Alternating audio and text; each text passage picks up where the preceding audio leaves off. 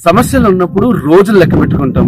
ఎన్ని రోజులు పడుతుందో ఈ సమస్య తీరడానికి, ఎన్ని రోజులు పడుతుందో, నేను మంచి మనిషిగా నార్మల్ గా ప్రశాంతంగా బ్రతకాలంటే ఇంకెన్ని రోజులు కష్టపడాలనుకుంటాం. ప్రార్థన చేస్తూనే ఉంటాం, మరో పక్కన మళ్ళీ రోజులు లెక్క పెట్టుకుంటా ఉంటాం. ఒక విషయం మనం మర్చిపోకూడదు, మనస్సు మర్చిపోదు.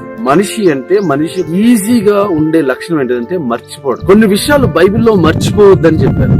అందులో ఒకటి ఏంటంటే పేతురు రాసిన 2వ పత్రిక 3వ అధ్యాయము 8వ వచనం, ప్రియులారా ఒక సంగతి మర్చిపోకుడి, ఏమనగా ప్రభువు దృష్టికి ఒక దినము 1000 సంవత్సరముల వలెను, 1000 సంవత్సరములు ఒక దినముల వలెను ఉన్నవి. దేవుడు తలుచుకుంటే 1000 దినాలు నువ్వు కష్టపడి సంపాదించలేనంత సామర్థ్యం ఒక్క రోజులో ఇవ్వగలుగుతాడు. అలాగే నీ ఒక్క రోజు కష్టాన్ని 1000 రోజులుగా కూడా మార్చగలుగుతాడు. ఇజ్రాయేలీలు 3 సంవత్సరాల్లో వెళ్ళిపోవాలి వాగ్దాన దేశానికి, కానీ 40 సంవత్సరాలు పట్టింది. వారి యొక్క అజ్ఞానం వల్ల, వారి యొక్క మతిమరుపు వల్ల. దేవుడు వారిని ఆశీర్వదిస్తున్నాడని, దేవుడు వారికి వాగ్దాన దేశం ఇస్తున్నాడని మర్చిపోయారు. కాబట్టి సమస్య తీరడానికి ఆలస్యమైంది. సమస్య తీరిపోద్ది. ప్రతి ఒక్కరి జీవితంలో ప్రతి ఒక్కరు సమస్యను ఎదుర్కొంటారు, ఆశీర్వదించబడతారు.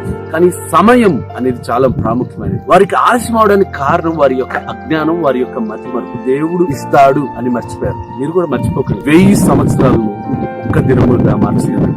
1000 సంవత్సరాల నుంచి అవ్వని పరిష్కారం ఒక్క దినములో దేవుడు మీకు ఇచ్చునుగాక. God bless you.